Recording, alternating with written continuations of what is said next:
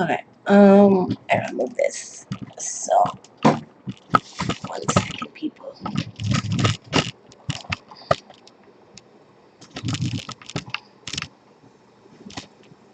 Okay. Are we live?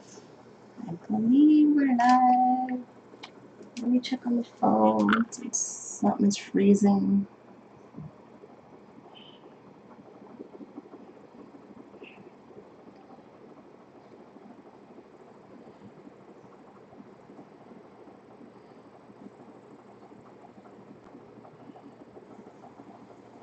Okay. So then let me share it. Oh, no, wrong button. So then let me share it. Why did it do that? Okay. Where's my share button? There's the share button. Let me share it on Twitter. So yeah. I'm multitasking here. Give me a second.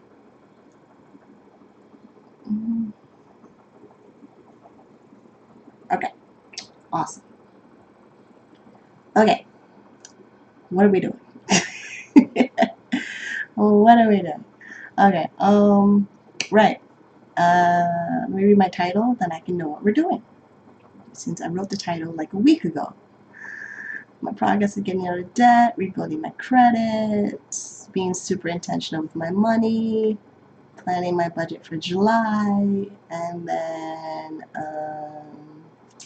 right, progress report on my debt-free journey. Okay, good. We know that. Okay. So, and chat is open, and even though I got an email that I qualify to monetize off of YouTube, which is so awesome, Super Chat is not yet enabled because even though I got access to monetize from YouTube like, I don't know, 2 days ago, something like that, the email came in. I haven't actually read all the rules required for monetization yet. I know I can do it. There's certain things already in place. Some of my videos are already set up to be monetized, and then a lot of my videos are not. There's just a lot of planning I have to do for monetization to work for me when it comes to YouTube. But I came into YouTube not thinking I would monetize just because of my content. Like I canceled myself out before it even happened, which was funny. So now that it's there, because I've done the work, I got over 1,000 subscribers on my channel. I think we're at 1,000. Where are we at? Let me check. Like, I don't check all the time, plus I'm not getting emails or notifications anymore that I have a subscriber. So there's that, because I'm over 1,100 subscribers on my channel, which is really, really great if you're really into the whole monetization thing. You have to enable Super Chat, monetization. Where is my analytics? Maybe that'll tell me. This one is not showing us live. What is my analytics? Okay, right. Analytics. It'll tell me. I don't know. I think it's 1,180 subscribers or something like that. Like, the whole point of YouTube, really, it's changed a lot. There's just so many moving parts, especially when I started in YouTube 2007. I didn't, like, I never took, yeah, I'm slow on the YouTube train. Ooh, really? Interesting. Okay, so, because I'm reading my stats, my analytics, and it says I estimated to earn 9 cents right now off of YouTube, so thank you for that. Let's see. Right, subscriber count. Doesn't really matter. It's okay.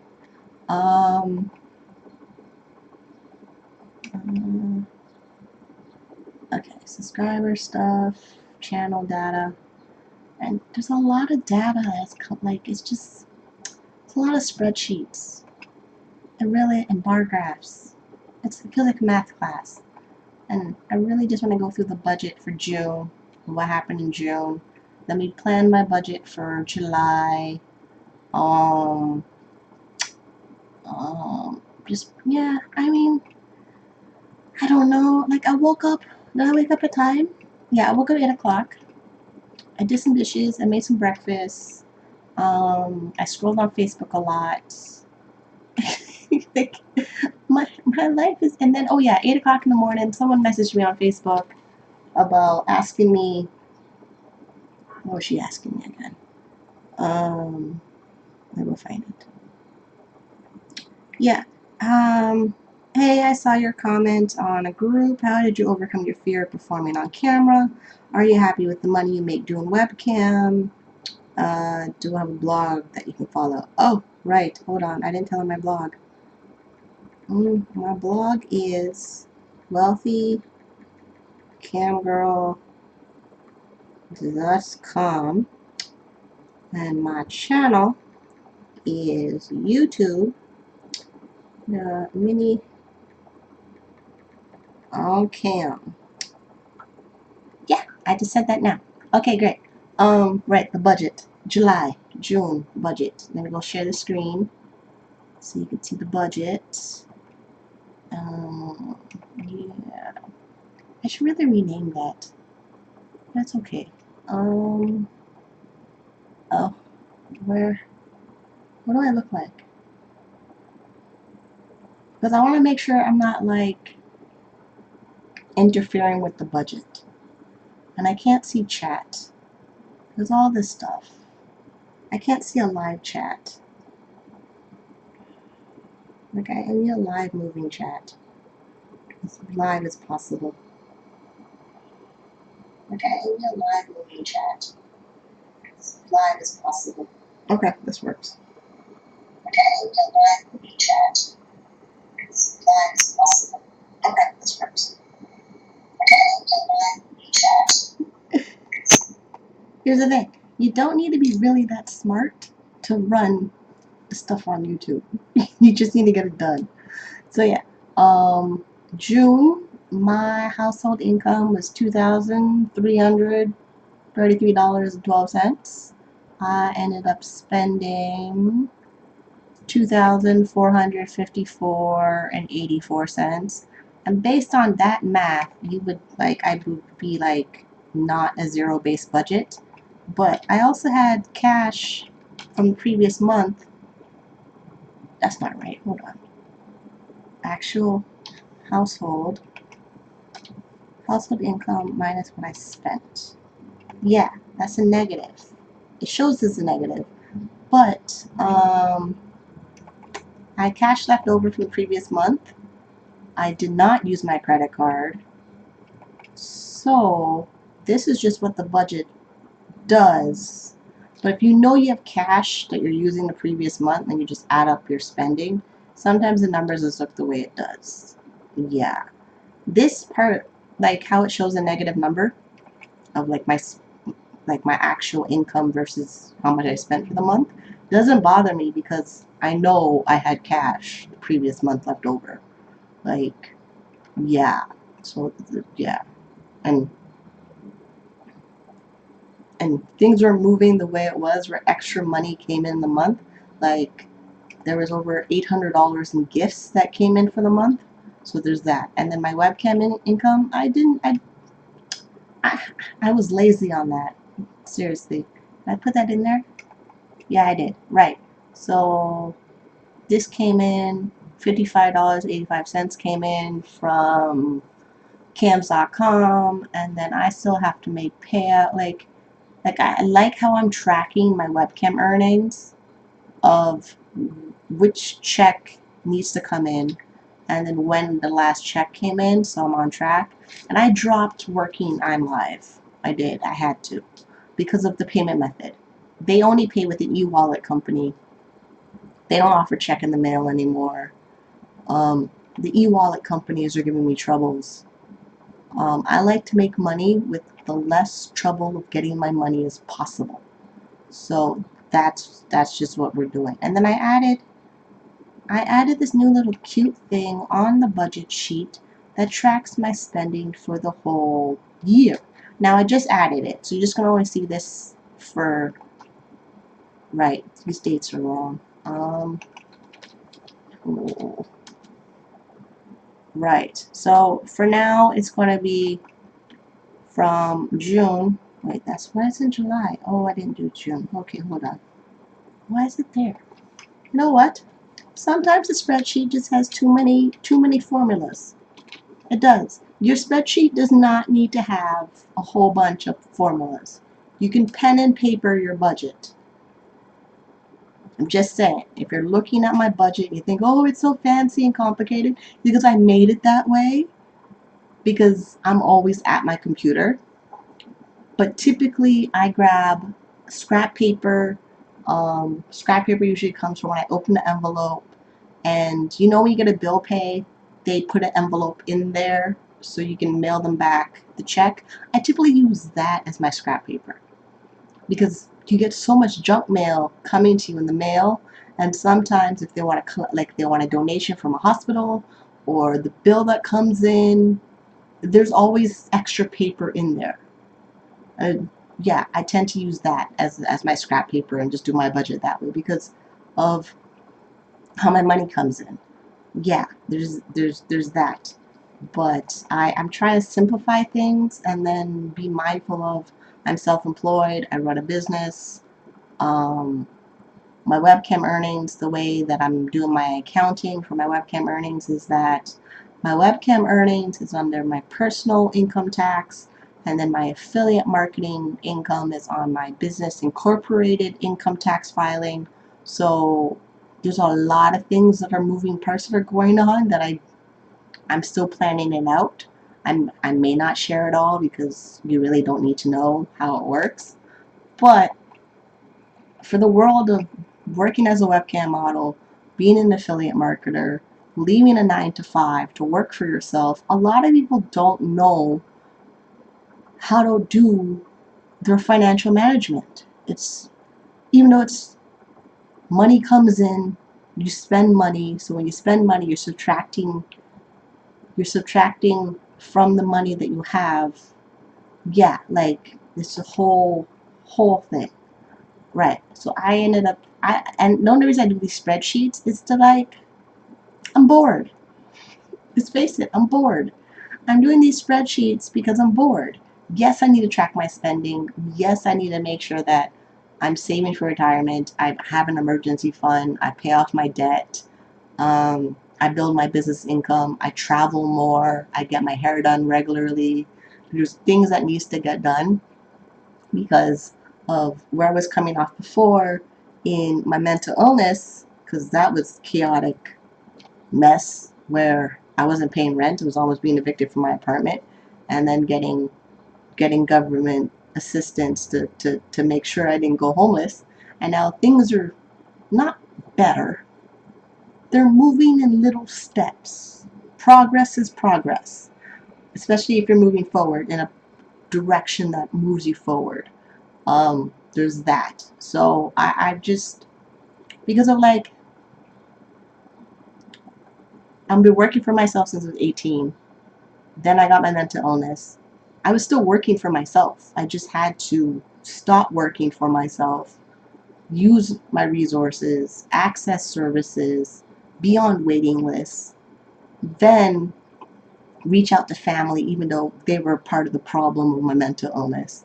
So there's a lot of stuff I had to do that just survival. That's just what it is. So there's that. And then now I'm like, hey, I really love me and I really want to make money and I'm seeing my doctors and medications working. But I can't jump too far ahead because there's still steps in place I gotta do. Like, great, I came off the other side of being in recovery in my mental health, but I still got a lot of road to travel. Like, a lot of road to travel. Basically, I pulled over on the side of the road, took a rest stop, and I'm still trying to figure out the next destination. So, yeah, there's that. So, categories in my budget.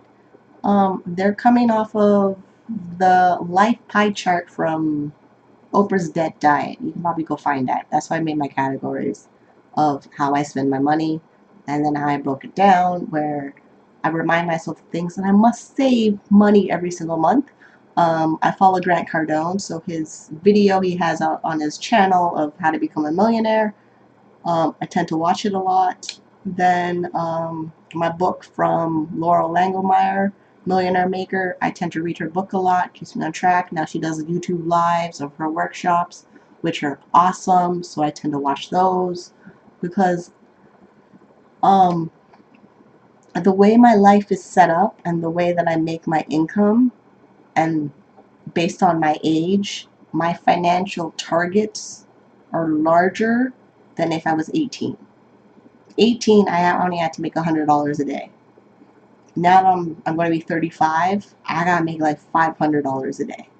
So because the $500 a day, now that I'm older, it goes into retirement, it goes into investing, it goes into, I want to have a different apartment. It goes into bigger stuff that I didn't have when I was 18. 18, I just had to make sure rent was paid, I had groceries, and yeah. And then like I spiraled out, got into debt, and that mess of a nonsense. So it's just funny how things work the way they do. Let me check on chat. Nobody's posting in chat. Chat is open. Chat is open. Like chat is open. Um, so there's that. Um, what else is there? Yeah, I spent like $2,000. Um, the business is webcam. The job is webcam. I didn't make a lot for the month of June. Um, but June is almost over. June's over in like 2 days, so I'm not worried about it. And I'm not going anywhere until like 2 weeks or a week and a half from now. So I'm good. I'm not going anywhere. I'm staying home. I got things to do for July. So what does July say about the planning for the budget? Thing about July, it's exactly the same categories as June. I press duplicate on my spreadsheet and then I rename it for July. So we're going to do that right now. There you go, July. And then now every little box says July, July, July, July. The only thing I have to change is my notes.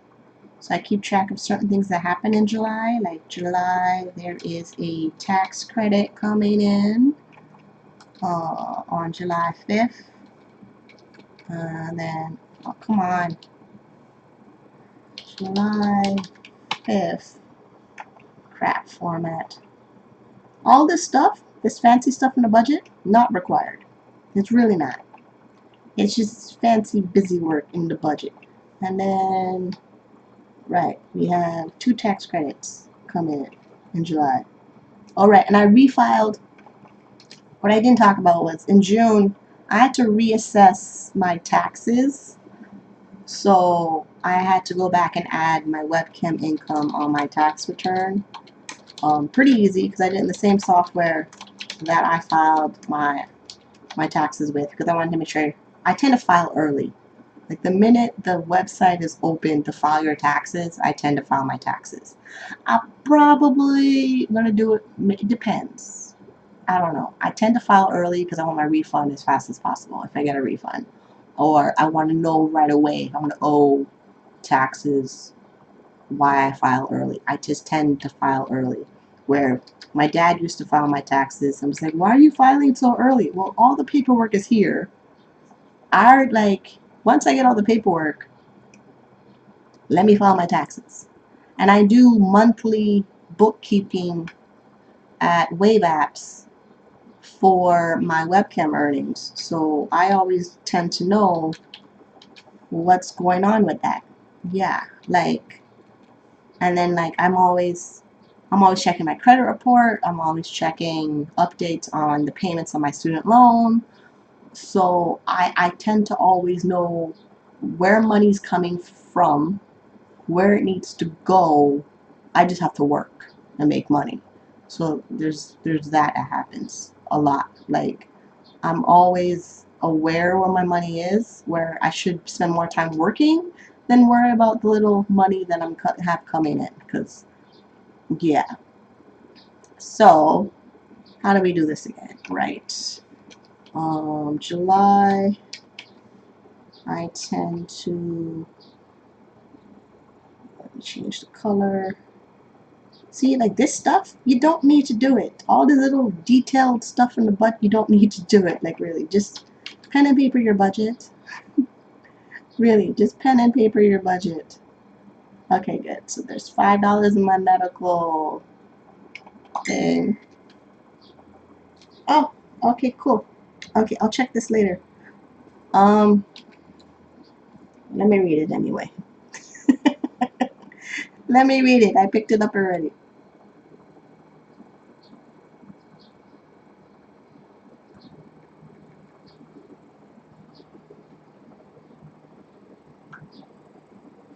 So the dude who did my tattoo, this one, I want to do more tattoos. So I emailed him the pictures of the stuff I want to do for my tattoo, and then he's gonna, well, I don't know. We'll see. I don't know how tattoo artists work.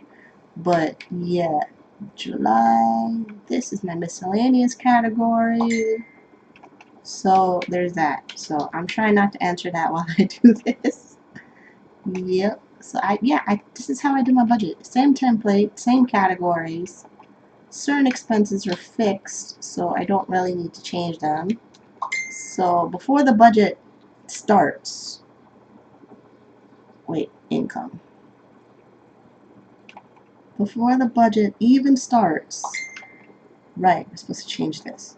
So this is typically that. It comes from here. This, again. So this is webcam. I'm supposed to get that. Just get more than that. Right. I have to do math on that. 67. It's 102, 77, 170. Okay. So, before July is even here, I already know roughly how much money is coming in for the month if I do not work webcam. Like, it's kind of set in stone that way. And then July, there's money in savings accounts, but I need to reset it as new targets for savings. Because what I know is with the budget, every time I spend money, I go back in my budget and spend it in the category I spent my money. So if I know how much is in certain savings accounts sitting there, I tend to grab it and spend it. So I want to delete the categories where I would put money to savings, so I know how much I save for the whole month. But I go in and delete it, so I'm not tempted to go spend it. That's just how I run the savings accounts. Makes sense. Yeah, that's it. Because I have a fixed idea of how I want my lifestyle category to be. That tends to be the most spending habit behavior. Like groceries for the month is $500, but it works out to about $115 a week. Takeout $50. Clothing, lingerie, shoes, I do about 300. Cause yeah, like it's kind of, my budget's not done the typical way other people do budget, because people tend to know exactly what they're getting paid from their jobs, or they have a track record of what their business income is going to make. Me, I do the month as the month arrives. I make money within the month, check comes in that month, I spend it. Because I'm building up all of these things in the baby steps. I'm building up my emergency savings. I'm paying off debt. Like, it's just, yeah, there's just certain things that are fixed going to happen, but it's like taking up a chunk of my money, my fixed money. And then I got to make sure that the fixed money stays in place before I go make bigger money. It's just, yeah. What else is there? I mean, that's it really. this gotta change. This has to be for, yeah, this is confusing. Now we fix this. And then this is from June. June was household that. Actual was this. Like I said, the budget is just a fancy hobby. The way it is in this spreadsheet. It's a fancy moving thing with a whole bunch of formulas that sometimes it distracts you from the budget. It really does. It's a huge giant distraction. Because here I am doing these fancy little formula cell detail stuff, and I really don't. Okay. And then, yeah, this summary would be interesting to see. Because, yeah. Alright, 2019. Okay. That's it. That's the budget. Let me stop sharing my screen. Go over here. Now y'all can see my face. Now I can look at chat. Now we got 6 people here. Awesome. Yeah, my budget is it's a good guideline to make sure I spend my money on me in the right categories. And then it keeps me on track. And then it also keeps me from not panicking like everything is a crisis. That is a big thing about my budget. It just tells me these are the things I need to do for me because they're part of my self-care. They're making sure I get things done. All my planning is in there. It's planning for short term, it's planning for long term, and it's planning for the day. It just does. Like my budget's set up that way where like I said, just make money.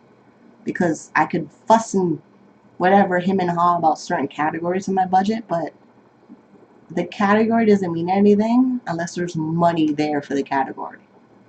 If there's no money, the budget doesn't mean anything. So there's that. And if you have money coming in and you're having it spend up on willy-nilly, you don't need every willy-nilly thing out there. Like, I don't have Netflix, but I'm still managing to watch all my TV shows. When I go and buy hair, I tend to know I have this much money. I'm walking into the hair store. I need to walk down every aisle in the hair store. I find a salesperson, I tell them what I'm looking for, they put me in the category, those hair products are there, and I go find them.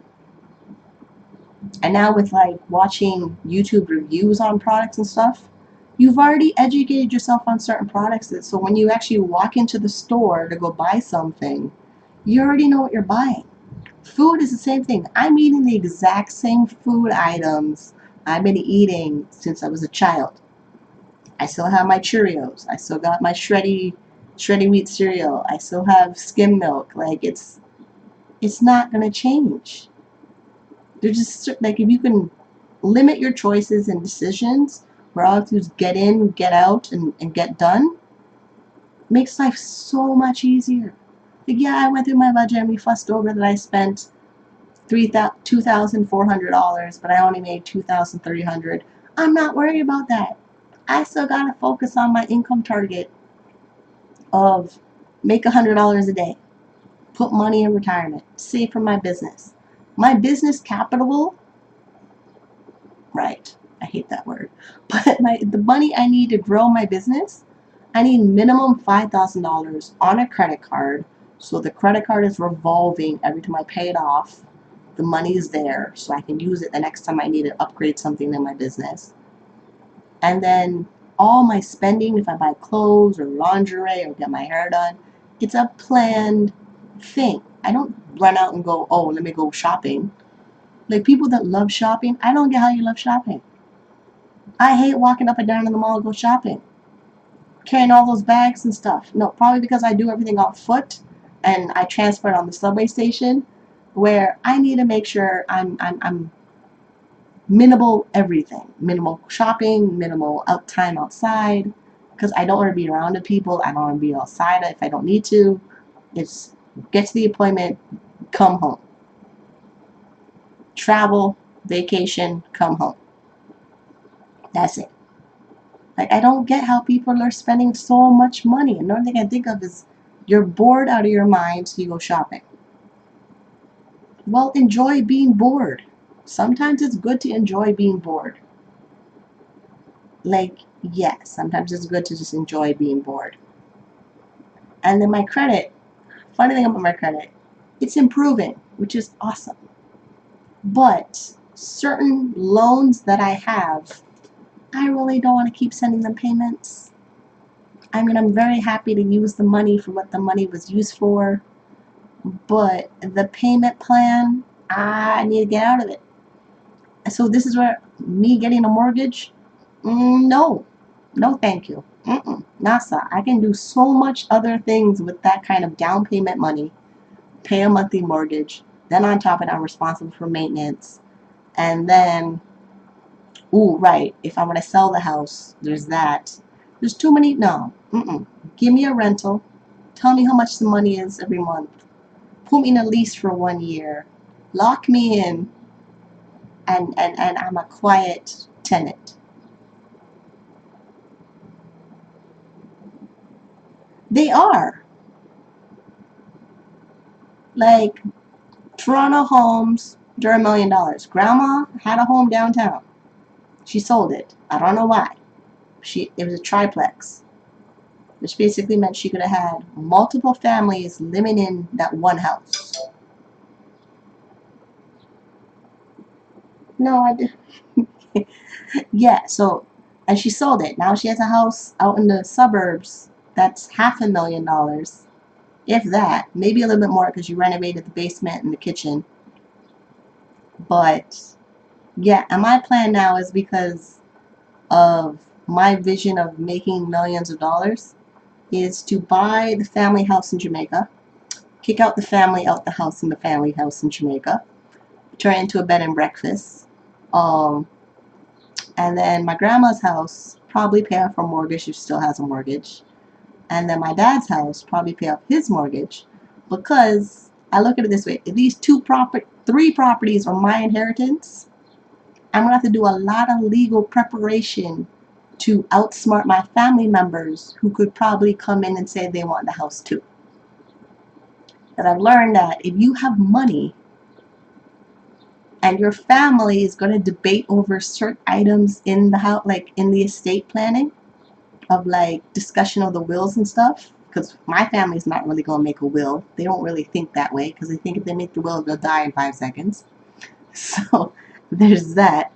I figure I'll just make all my money because I'm not having kids, so it's not like I have disposable income going to children, and show up at family functions and just be ready to be like, I have money to buy you out right now. What can you do? Because sister's in medical school, stepsister's in medical school, little brother is in a part-time job finishing high school. I have an interesting window to make as much money as I can to buy out my family. This is what happens when you have money and options. Especially the house in Jamaica. That is going to be interesting. The house in Jamaica, because I have so many cousins of a small population of a town, and my grandmother is on the family plot, and then my granddad's buried next to her, and then the uncle's buried. They all think the ones that are alive, they're all going to die and get buried in Jamaica on the family plot. The hill is not that big. People are going to have to get cremated to be there. But the house, I don't know, I haven't figured out yet who is taking care of the house, because the hardwood floors are falling apart, and the concrete way that they build houses in Jamaica out of concrete, I don't know who's doing the maintenance. And chances are it could be my mom because she's always sending them money in Jamaica, and the way that she set things up and her behavior, I may have to go in there and take over the house in Jamaica. But me taking over the house in Jamaica means family members in Jamaica will not be able to stay on the property unless they're renting the property, which means I'll be making money off of all my family members that live there. It's just the way I've been thinking about things. It just makes sense. It just really makes sense. If there's a family house that I could inherit What do I have to do to keep the house, make it worth it, and make a profit? Why not? Just make a profit. If you can figure out how to make a profit, you should make a profit. If the numbers line up to make a profit, make a profit. And then, like certain things, I may not want to fight my family for the house. Any of them. All three of them. Because of the way that my granddad just died. And the way my aunts and my dad had to deal with that. They handled it awful. Like, granddad died, granddad had a house, they sold his house. What happened to the money from selling the house? Which means somebody pocketed it and spent it. And they wonder why I don't go to family functions. They all send money back to Jamaica. They all come here and buy property. And they still send money to Jamaica. It's not like they're getting money from Jamaica from having like a bed and breakfast or a villa or like some property that makes them money, since it's a tourist island. They're coming from a tourist island and they're not making money from the tourism. Makes no sense to me whatsoever. Like, when you find a money philosophy and you find your money rules that you want to stick with, you really focus on bringing money into the house and less about what you're spending. Like, yes, I broke down my lifestyle category to be $3,015.95. That's assuming I have a month where I spend every item in that category to the maximum amount that I assigned for that category. It's not going to happen. I can only do so much in a month. I can only do so much in a day. Most of the time I'm tired.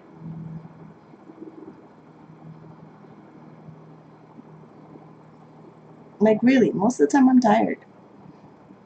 I got up, I made breakfast, I read parts of my book, I was on a wake up call, like, and now I did my YouTube video, and then I log off and make money.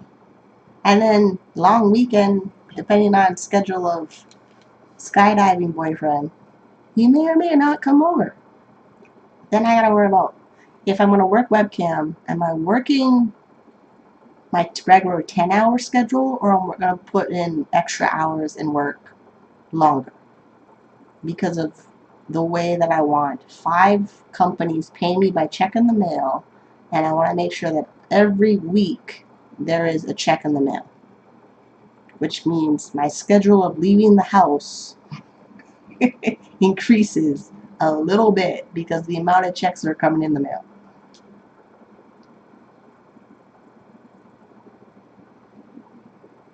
That's the only annoying thing about making more money and getting paid by check. Because check comes in, that little piece of paper is pretty much useless until you deposit it into a bank. And yeah, wire transfer, direct deposit, I know those things, but some of these companies don't offer it. You join a company, you want to work with that company, you have to choose the best option payment method that they have available that is the less hassle as possible to get your money. Some of them are just checks in the mail, which is great. And then the affiliate marketing side, I gotta deal with that end. It's a lot of things over there that are moving parts I gotta deal with. I'm not there yet. I still gotta make sure I have my baby steps in place. Emergency fund, pay off my debt, 15% of my income going into retirement savings, and then we can figure out the business. Because essentially, if I follow the baby steps, the whole put kids through college, the baby step 5, I replaced it of invest and grow my business. Pay off house? No. Invest and grow my business. Giving? I don't know. I may do giving. This whole entire process, I just become a little bit more selfish because of the fact that there is no rescue party. Nobody's coming to rescue me. Nobody's coming to fix my finances. Nobody's going to like get me to work. There's a whole bunch of stuff. If I want something to happen, I have to do it. While I ignore everybody that doesn't support what I'm doing, but they're not doing it themselves. But they have every wonderful opinion about telling me what am I supposed to do. Great. Yeah. As for the 100K challenge, it's still a challenge. It's a 100K challenge for my webcam earnings. It's a 100K challenge for my affiliate marketing earnings. It's always there. The 100K challenge, basically $10,000 a month, it's an ongoing thing because if you can consistently make $10,000 a month, you can pretty much have everything you desire taken care of.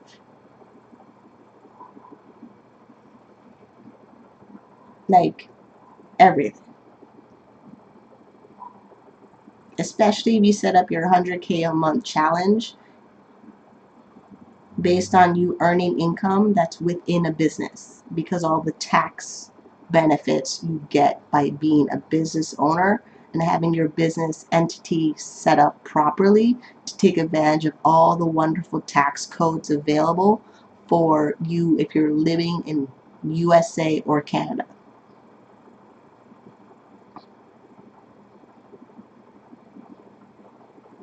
And when you have 100K a year, $10,000 a month, you could do way more than just pay off bills, have a vacation, and, have a place to live. It's a lot. It gives you options. It gives you room to think of more things that you can do that don't have you sitting at home worried about paycheck to paycheck or paying off some collector calling you for whatever you owe them. It's just like 10K a month. I think everybody should be focusing on that, but they don't think big enough. They want to stay small in their confines with their cushy little job, and they complain about, oh, they're not paying them enough. Like, comment on my channel that popped up before I logged on was someone going on how the minimum wage that where they work is $12 an hour, and how they're miserable and drained and they're broke. Well, I see that you want to stay that way. You don't want to change anything. Like when I was making call center, $11 an hour up to $15 an hour in the call center before they changed the minimum wage standard to $15 an hour. I did everything I can to make money from home.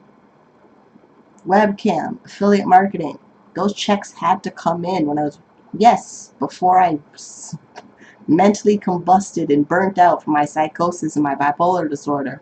But before that happened, I was making money at home.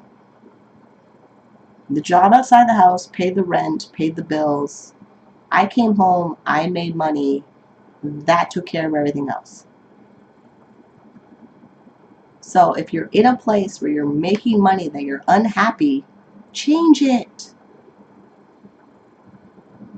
Why are you going to be in this planet to stay miserable?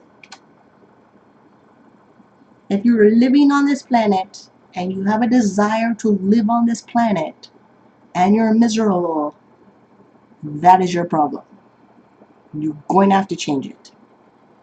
Because I do everything in my human power to change my circumstances so I'm not miserable. The fight of bipolar and depression out of bipolar, and how depression works where you feel like you have nothing to live for and all that stuff, and you do all the work of getting help and getting treatment and doing medications and doing therapies and all that stuff, and they're telling you have so much to live for. Okay, great. I have so much to live for. There's no way in hell I'm going to stay being miserable if I'm supposed to be told that I have so much to live for. So you're sitting in a job and you're miserable. I don't feel sorry for you. I don't. I really don't. Because it's not like No, I don't. Mm-mm. Change it.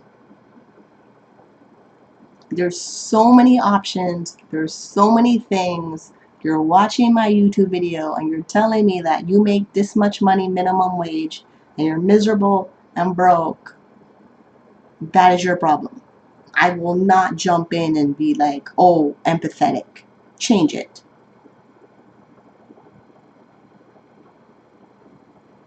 Because I did so much work to change that for myself. And I'm still doing all that work to change it for myself. I'm in therapy. I'm on my meds. I'm doing activities to change the chemicals in my brain so I have to be happy or content or pleasant. All like you see an emotional, if you see the image online of the emotional wheel, I'm doing everything I can to be on the happier side of the emotion wheel.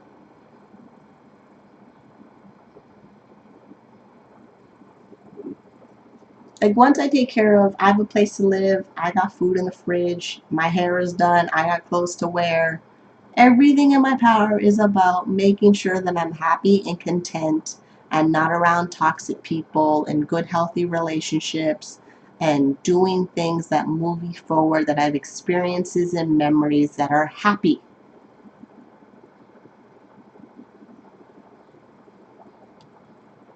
Why would I spend energy being miserable? And it's more because of the medication, it's working.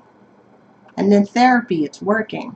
And then I have another person I see once a month. I keep forgetting about that sometimes because she's my business advisor, but the business advisor is, yeah, like, just change your situation. Oh, I'm broke. Oh, whatever. Figure out the budget, figure out where you're spending your money, change it. Because being broke is two things. You're either living paycheck to paycheck, where half or more of your money is going to paying off creditors and debt and student loans or whatever. Then the other half is that you've chosen an income source that sucks the life out of you and you let it happen. Like, yes, I've had jobs that fired me because I was online on the internet in adult entertainment. And at the time, I thought the job was the better option than me working for myself. I got sucked into that programming somehow. And when the job fired me for what I've chosen to do to make money so I can actually have bus fare to get to the job, I said, screw everybody. The job didn't like me making my own money. Okay, great. Let me go make my own money. Too many choices. There's too many, like, you handle your finances. You know you're miserable in the job that you've chosen. Change it. Change it. Because you working is like 50 hours a week. Then you got sleep and TV shows and entertainment and travel. That's like another, I don't know, 50 hours for the year. So the 50 hours a week that you're working your butt off to get a paycheck and then you come home and you're miserable, change it. Like, really, change it. You know how happy, like, you know how many times I quit minimum wage jobs the first day I showed up because once I knew what the job was, I didn't want to do it. You don't really know what the job is in the interview process. You have some idea, but the minute you show up and you're actually doing the job, you quickly know if you're going to like it. It's the same thing when I tell people about webcamming. They sign up for a webcam site and they've never done the job, but they have all of these fears that's stopping them from doing the job. Because you're stuck in a fear, you'll never know if you like the job to continue doing the job. Because you're over here playing the fear replay in your head. So you play the horror story in your head over here. You never end that movie to go start another movie that could have a happy ending. Does that make any sense? Because we naturally do that when we watch a movie. We watch a movie on Netflix, the movie is ended, the credits show up on the screen, it gives you selections to choose another movie. Chances are you're choosing another movie. Why can't you do that with your life? Like, really, it's right there. It really is. It's right there. So, I know what I'm doing for the rest of the year. I'm really hoping, well, I don't even know. Like, I have goals. I write them on my blog. Like, it's a two process now because it's changed now. The blog now has like, I don't know, 5 new blog posts on it. wealthycamgirl.com. So wealthycamgirl.com, I'm writing out in more paragraph format of me paying off my debt and going through the whole financial independence journey. And then we got my YouTube channel. And because I've gotten the ability to monetize the videos on my YouTube channel, I gotta figure out that plan of what that is. And then with the way that my business and income and my view on changing my circumstances so I can enjoy more of life. If I'm choosing to live here, I'm gonna have to choose more options of enjoying what I have. So those things need to come. I need to basically remake my goals and intention stuff in certain categories to just basically figure out exactly what I'm doing. Because it changed. It changed from January when I made my intentions and goals video for 2019. And then now we're rolling into July. They've changed. My view on money has changed. I thought I would just follow the Dave Ramsey baby steps, but they don't sit with my core values. So since they don't sit with my core values, I've taken the information out of the Dave Ramsey baby steps that I agree with, that fit with me, fit with my goals, fit with how I'm living my life. Because Dave Ramsey is not here. He really don't care what's happening with me. I mean, great. He has his message, he has his vision, he has his products, he has his stuff. When you have, like I said, when you have the money, you have all the options. Plus, when you have the money and you're not dependent on anybody, you can say whatever the hell you want. There is that happens too. So great. He makes his money by telling people you have to get out of debt, you have to stop using credit cards, and you have to buy a house. That is his thing. I don't want a house. What am I doing a house for?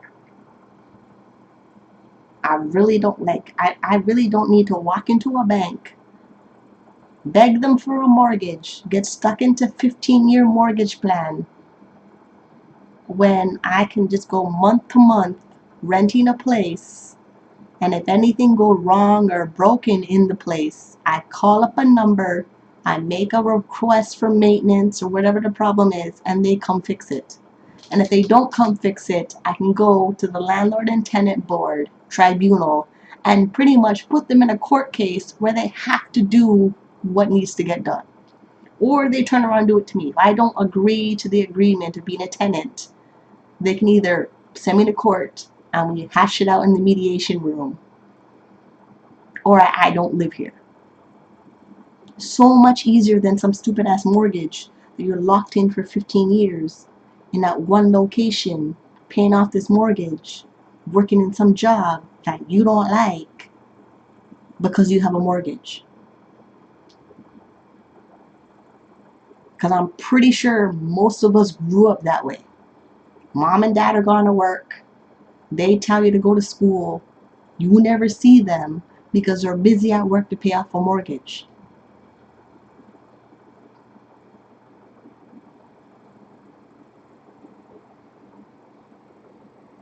Like, that's what's happening. Because at least we're here living in a building, we know people are working, whatever. When you see the person that lives in the building consistently every single month, you have an indication that they paid their rent. When you live in a house, everybody is going to work to pay off the stupid house. That's what I grew up with. I lived in a house. They worked their asses off to get this house. I saw nobody who lived in the house. Here'd be mom, dad, sister, uncles, aunties, all in one giant house. 8, 9 of us, one house. Nobody was there. They're all busy working to pay off a house.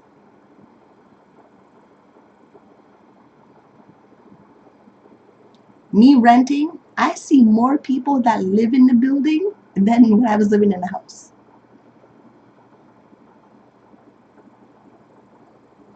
So that right there, that message, that core message that happened through my childhood up into my adulthood showed me that it's not worth having a house.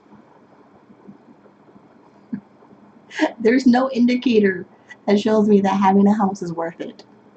Because everybody that I know that owns a house is breaking their back to keep the house.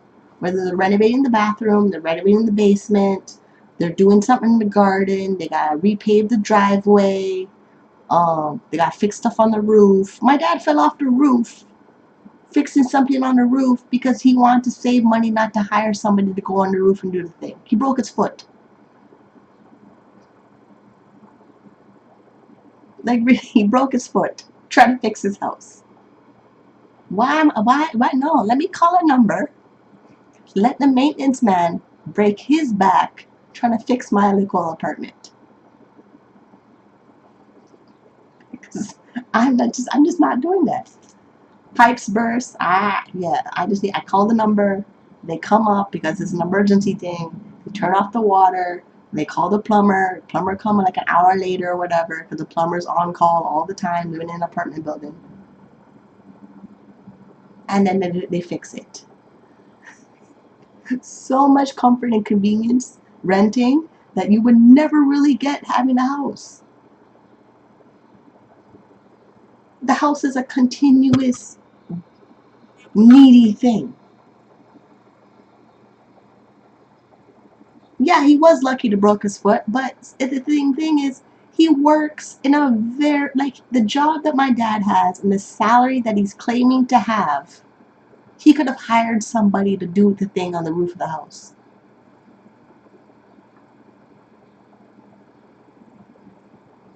That's what makes no damn sense. Because my family members, they're claiming to make 6-figure income or more than 6-figure income.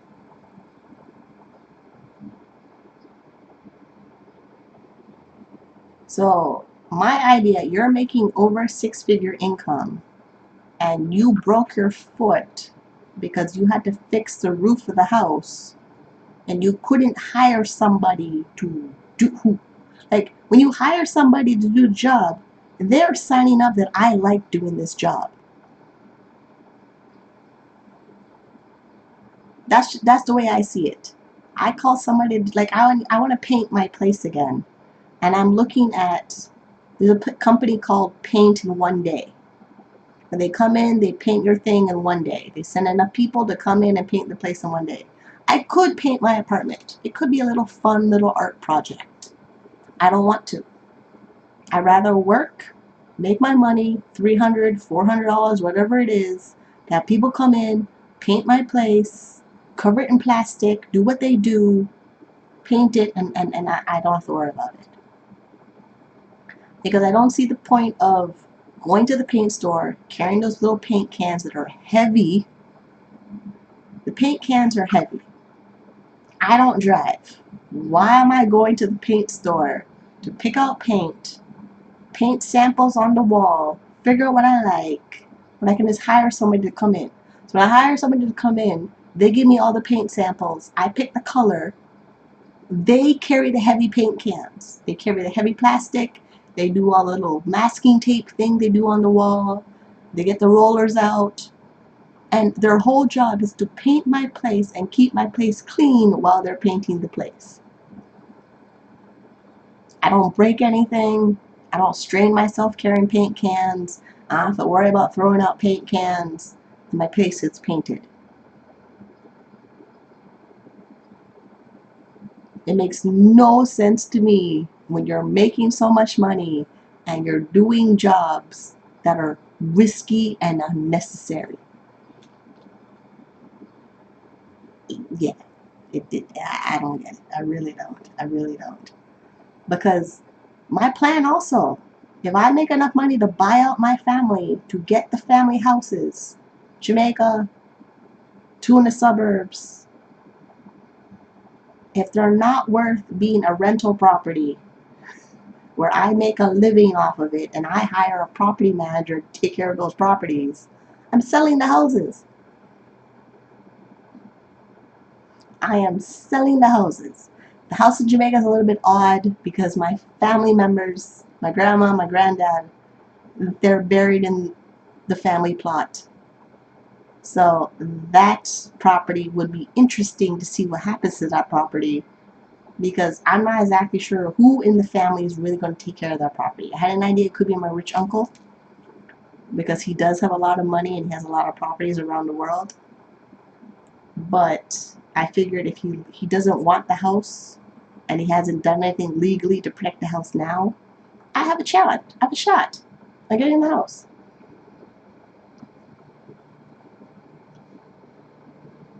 But my grandma's house, my dad's house, if they leave me that house, or leave me a piece of that house, and my sister and my brother don't want it, I'm gonna sell it. It really like it's only because I'm the oldest. This is where I think I have more options of getting property from the family if they leave me the houses because they're breaking their neck keeping these houses. Every time I go visit, they're always doing something to the house. Like every time I visit, there's always something about the house. Something about the basement. Something like my dad really should finish the basement, but he's just being lazy. After 30 years of grandma living in her house, she finally finished the basement.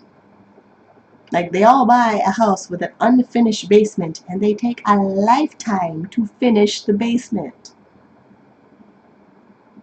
Or they don't even finish the basement.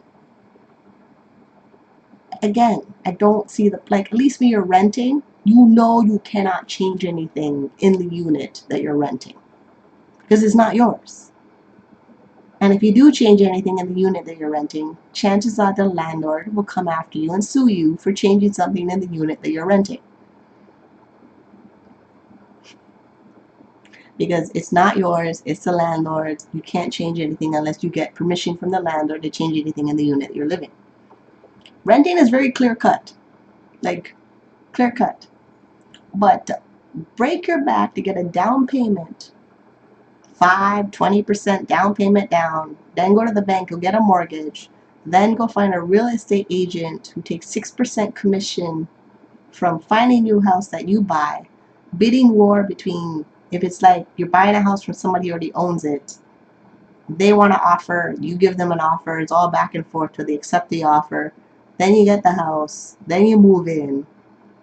Like, it's just a whole thing. And then if you go, like my family, they bought houses with unfinished basements. Took a lifetime to finish the basement. Grandma didn't even change the wallpaper in one of the rooms in the house she has. The room came in with wallpaper of horses in one of the rooms. She didn't even change it. It's the most ugliest wallpaper ever. It's the most ugliest wallpaper ever. And Dad didn't paint the house until he got married to the second wife.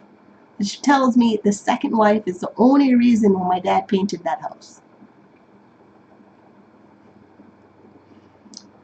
Like, and they were probably like, and then when we lived in an apartment as kids, we were happier in the tiny apartment than we were in the big house. We had 2 apartments. One I had to share a room with my sister until eventually we got a 3-bedroom where me and my sister each had our own room. We were happier in the tiny apartment than the big ass house.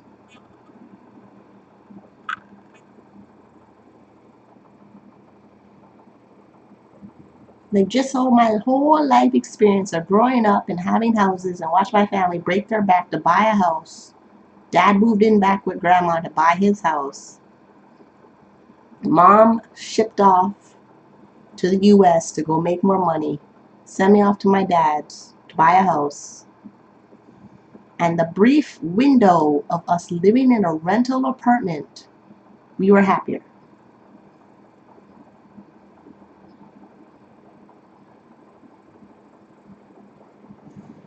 Yeah, like really. Like I don't. So this is where buying a house? No, I equal buying a house and equal miserable. I do. I see buying a house and you'll be miserable.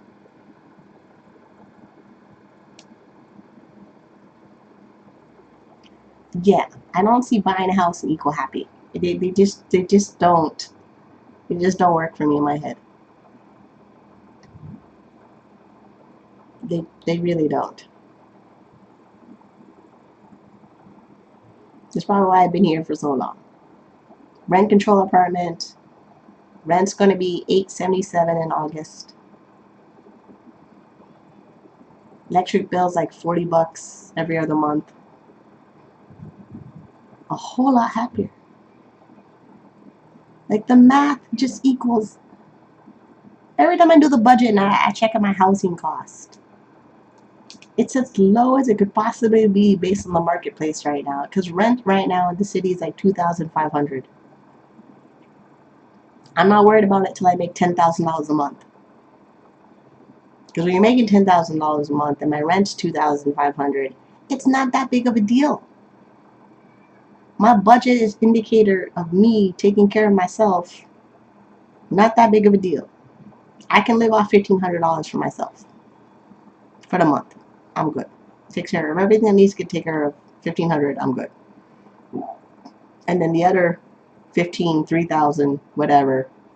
Housing. Okay, great. I'm happy to spend as much as I can on a rental unit, especially if it has all the features and the amenities that I want in a rental unit. Plus the fact that if something is broken, I call a number and somebody come fix it and I never get a bill. Awesome. Awesome. And then the whole option now, some people are doing Airbnb on their rental apartments, even though, yes, you're not supposed to. But people have figured out a way to do it. So now I can be renting the place, never have to worry about maintenance. Some people list their apartments on Airbnb and be able to make money. See? Options. Options, options, options, options.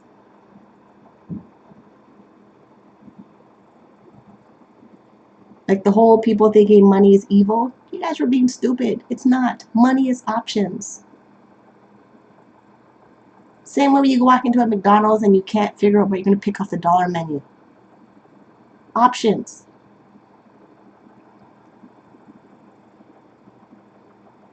Starbucks. Grande, whatever the sizing. I never go to Starbucks. I don't remember what the hell the sizes are. I just look at a chai latte and I think I get a medium. I don't know what it is. I only go to I only like get anything from Starbucks when I go to the States because there's no second cup. But yeah, you stand there, you don't know what you want. It's just options.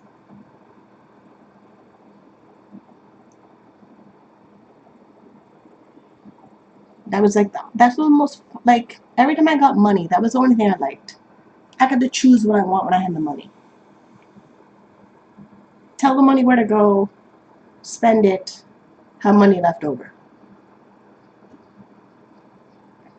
But it's just options. Like so many options. Okay, we've been on for an hour. It's been fun. First time you've seen my face and you want to see more of this face, subscribe to this channel. If you want notifications when I upload a new video or go live, you gotta click that bell notification thing. It'll tell you when I go live and all that stuff. Uh, Comments. You can leave your comments on the channel. Just think about what you're writing before you write comments on my channel. I have to read it. And if I don't understand what you're saying in the comments in my channel, I may end up deleting them because I'm not going to try to decode, translate what you're trying to say if you write a comment on my channel that I don't understand. Because I don't know how people do that. Like, really. Like, I don't get that part. But it's okay. I'm on a debt-free journey of living my best life. I plan on doing that. And I just update it here on YouTube. I'm living my best life. You should go try do that. Like, once you figure out your money, you get out of debt, and you have less people calling you for your time or your money, things become a whole lot easier. Because there's only two resources that we have. One of them you can never get back. You can always make more money. Makes no sense to stay in some job you don't like. So yeah, go out there and do your best thing. It just makes sense. It really does.